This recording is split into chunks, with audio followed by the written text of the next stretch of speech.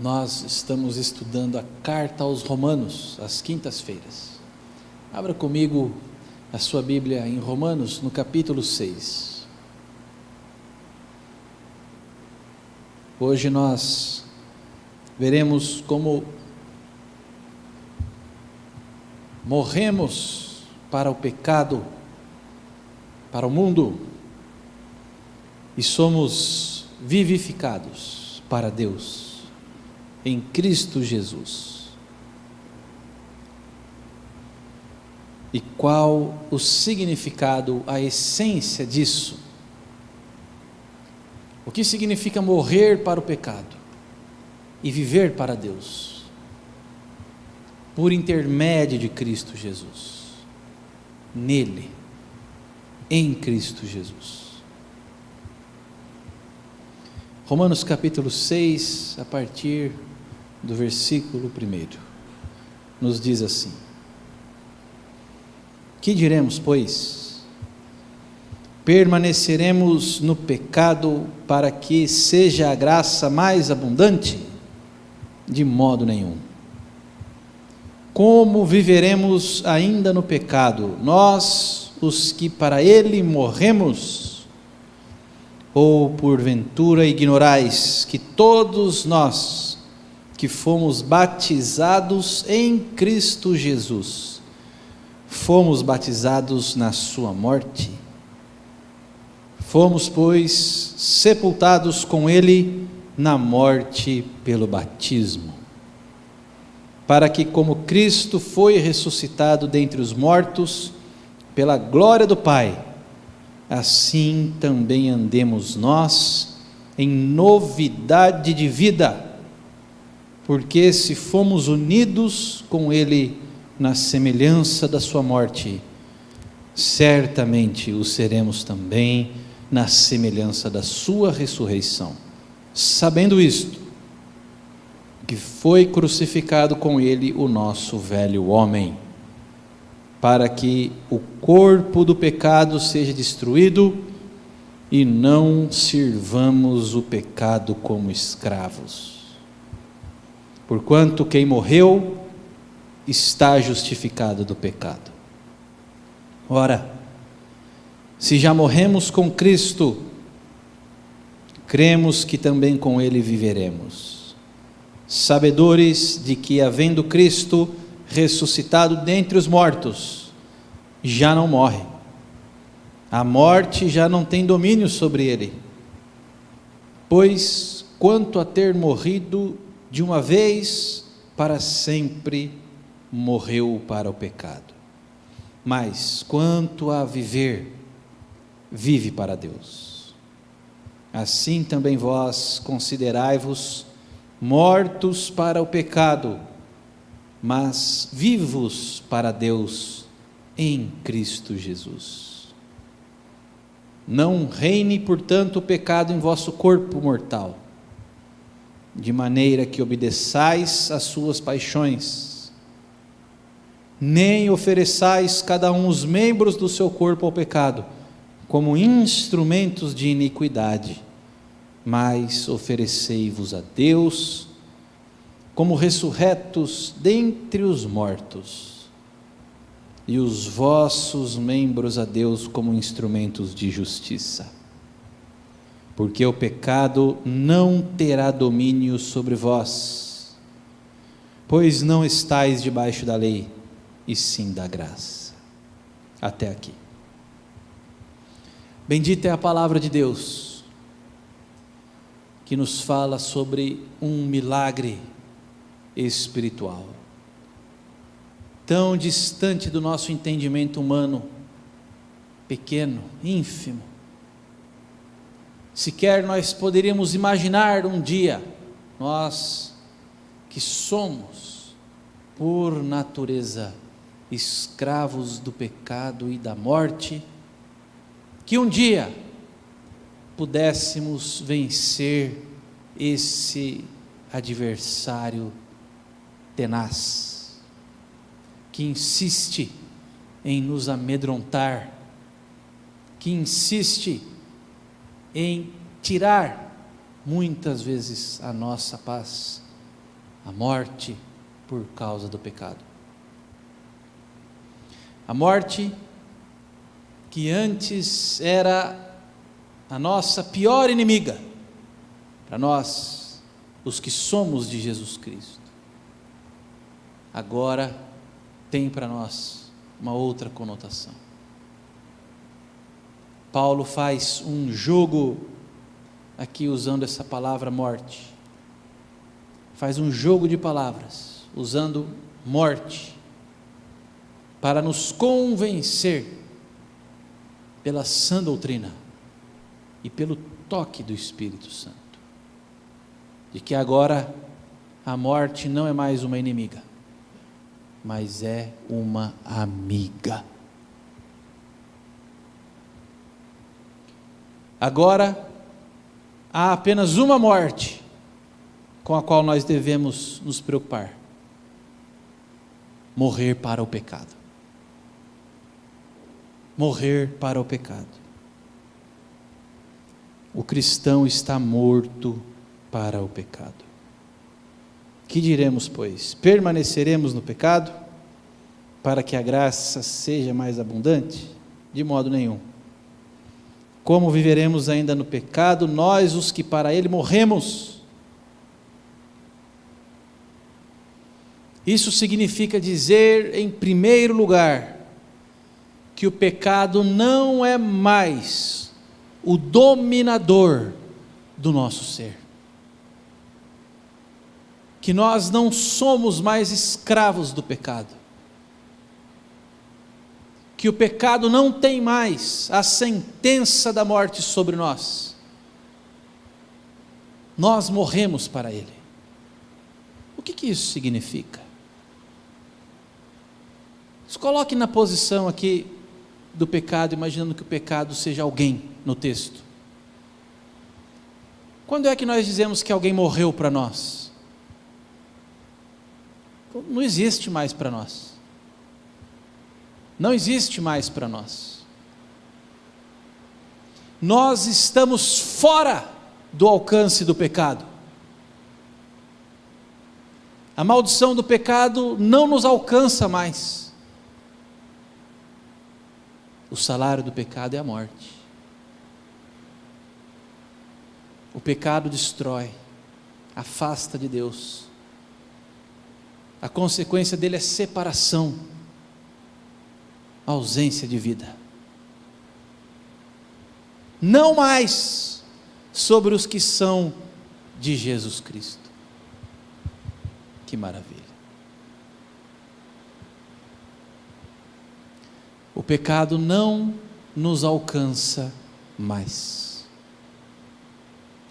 Nós fomos batizados na morte de Cristo e morremos para o pecado.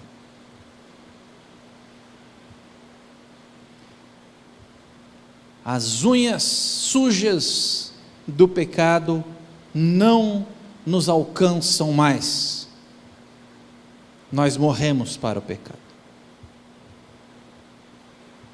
Em segundo lugar, isso significa dizer que pecar agora para nós não é mais algo deliberado.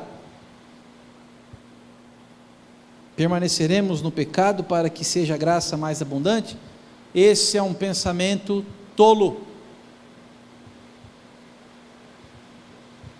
Agora, o pecado é um acidente na nossa vida. Não é mais um estilo de vida para nós. O pecado agora é uma pedra no nosso caminho, e não mais o nosso prazer. Agora nós odiamos o pecado, não amamos o pecado. Agora nós não somos mais ludibriados pelo prazer transitório que as paixões pecaminosas trazem. Nós lutamos contra a carne e nos regozijamos com a alegria perene, com a pureza eterna da vida que Cristo nos dá.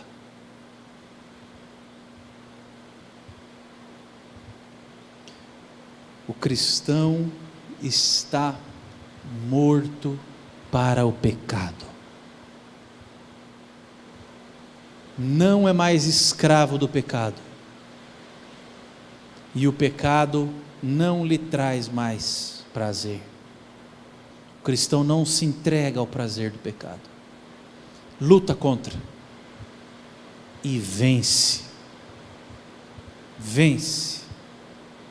Pelo poder de Jesus Cristo.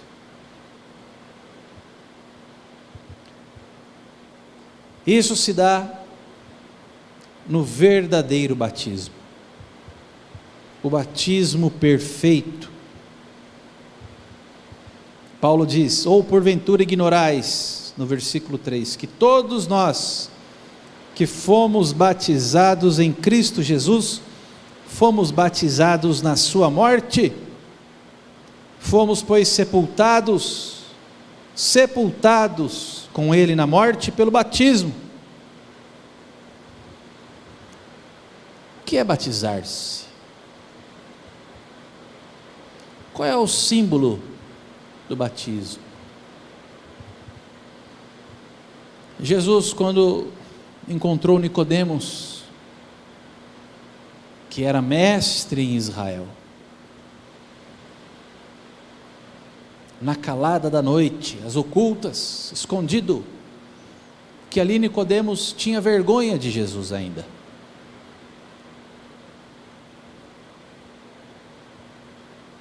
Nicodemos ouviu de Jesus: aquele que não nascer de novo, não pode entrar no reino de Deus.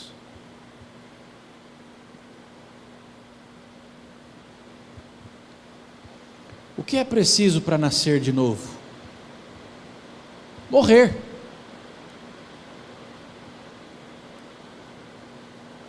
Jesus disse: aquele que não nascer da água e do Espírito, não pode entrar no reino de Deus.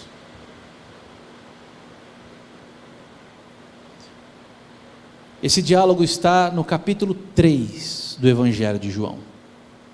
Até ali, o enfoque do Evangelho era sobre um personagem chamado João Batista, que batizava com água, enviado pelo Espírito. E o próprio Senhor Jesus Cristo foi batizado com água. E naquele momento, João viu descer sobre ele o Espírito em forma de pomba. Daquele momento em diante, Jesus passou a exercer o seu ministério.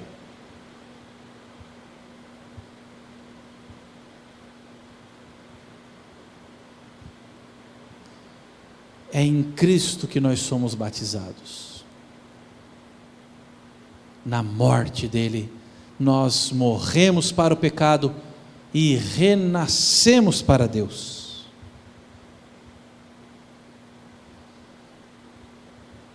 Nenhum batismo verdadeiro é ritualístico. Nenhum batismo verdadeiro deve ser debatido com respeito à sua forma, se é por imersão, se é por aspersão, se é nas águas. O que nos importa sobre o batismo é: eu nasci de novo.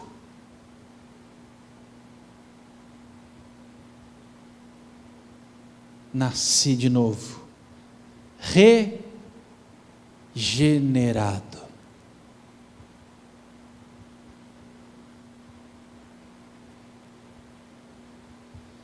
Portanto,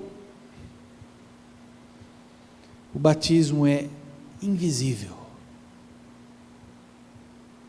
Num primeiro momento,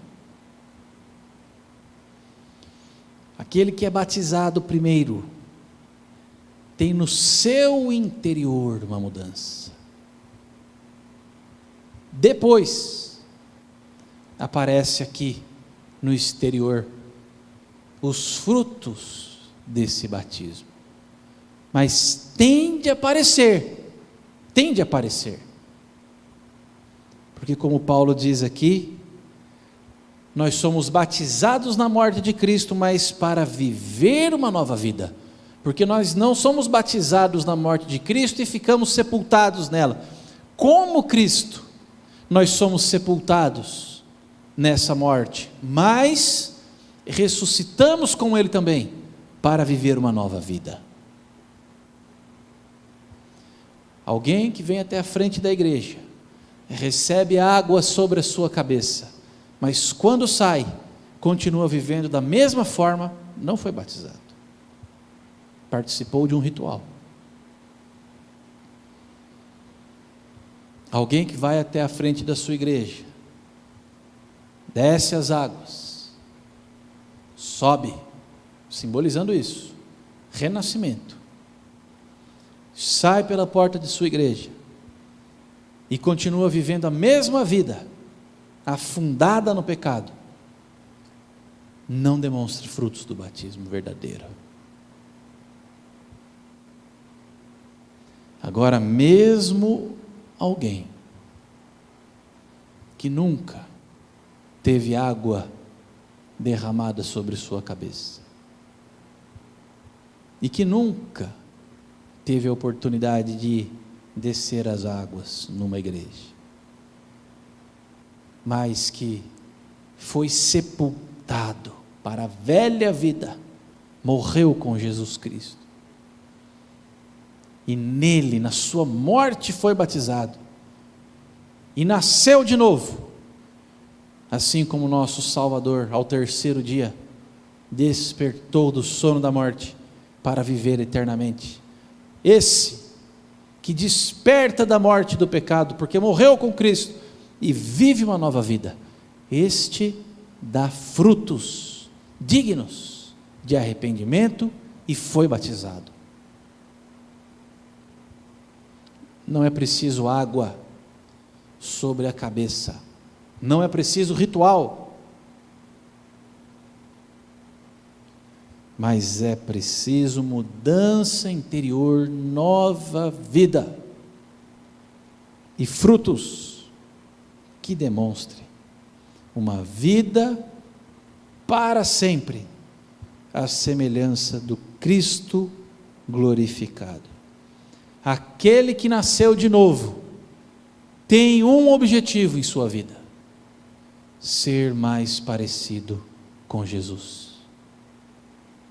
Aquele que nasceu de novo tem um desejo ardente em seu coração: ser mais parecido com Jesus. Olhar como Ele olhou, amar como Ele amou, estender as suas mãos como Ele estendeu, priorizar o que Ele priorizou, falar como Ele falou. Aquele que morreu e foi sepultado com Cristo,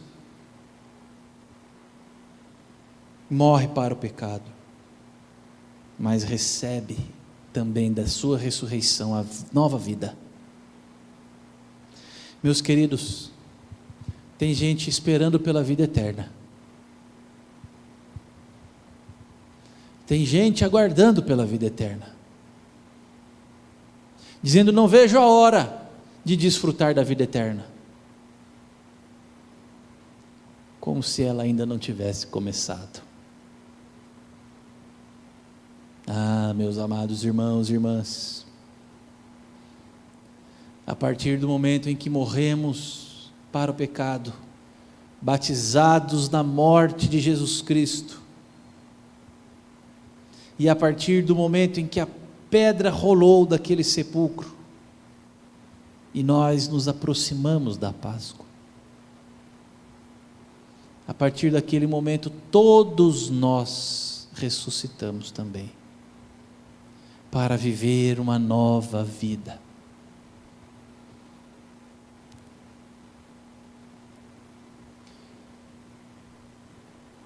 nós já somos eternos.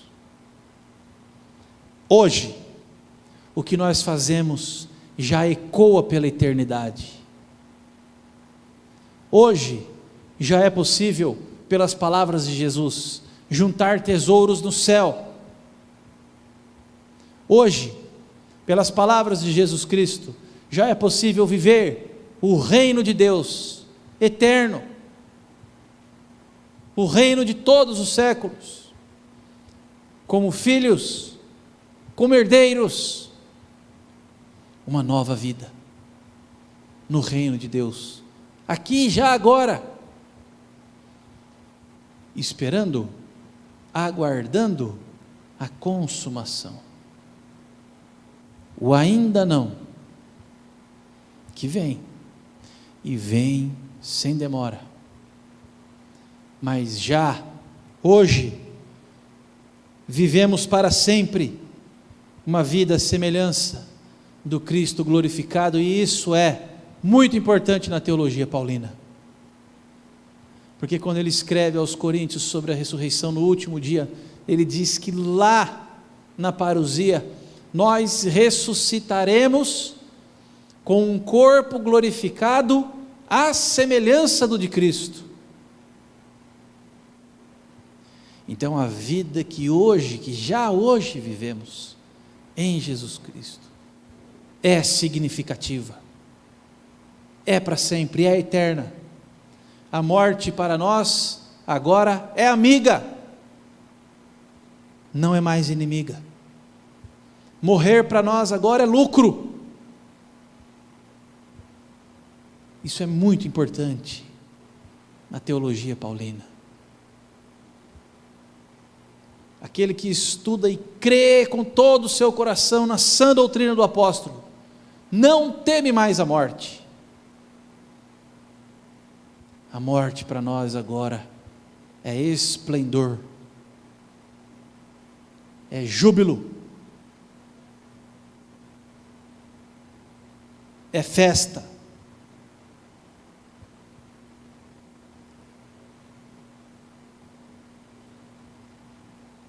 Por isso hoje, nós devemos colocar os nossos corpos, que são tabernáculos do Espírito Santo, que são casas do Espírito Santo, que são habitação do Espírito Santo, ao serviço de Deus. Outrora, quando ainda vivos, entre aspas, para o pecado, nós oferecíamos os nossos corpos ao pecado, para o seu serviço. Meus pés, minhas mãos, minha mente, ao serviço do pecado. A serviço do pecado, escravizado por ele. Meu corpo era um instrumento de maldade, de perversão, de irresponsabilidade, de dor, de pranto, de choro, de traição, de guerra.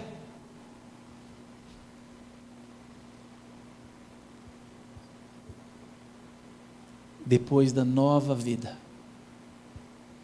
agora, meus pés, minhas mãos, minha mente, estão como instrumentos, como ferramentas, ao serviço de Deus. Não mais como instrumentos para fazer o que é mal, mas como instrumentos para fazer o que é bom, instrumentos de justiça. Não reine, portanto, o pecado em vosso corpo mortal, de maneira que obedeçais às suas paixões, nem ofereçais cada um os membros do seu corpo ao pecado, como instrumentos de iniquidade, mas oferecei-vos a Deus, como ressurretos dentre os mortos, e os vossos membros a Deus, como instrumentos de justiça. A mão que antes espancava o filho, agora o protege. Os pés que antes corriam em direção ao pecado, agora fogem dele. Os olhares que cobiçavam o que era do próximo, agora estão voltados para o alto, mirando o seu Salvador.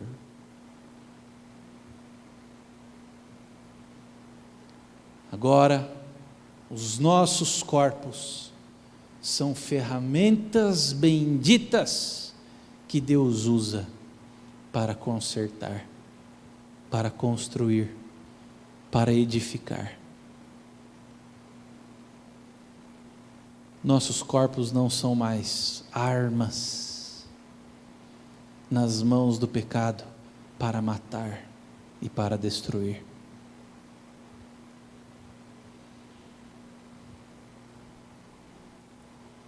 É sem reservas. E é pela graça. Pela graça de Jesus. Nós possamos, todos os dias, ao olhar a nossa imagem refletida no espelho, compreender quem está ali. Eis aí alguém que morreu para o pecado. Eis aí alguém que está morto para o pecado. Eis aí alguém que foi batizado na morte de Cristo. Eis aí alguém que renasceu para viver uma nova vida. E para oferecer tudo o que é e tudo o que tem, como ferramentas, como instrumentos nas mãos do seu Senhor. Mãos estendidas para abençoar, pés velozes para fazer o bem, olhares condescendentes com o sofredor, corações misericordiosos, mentes que pensam virtuosamente. Que Deus nos mostre diariamente essa nossa nova identidade. Morremos para o pecado, fomos vivificados para Deus em Cristo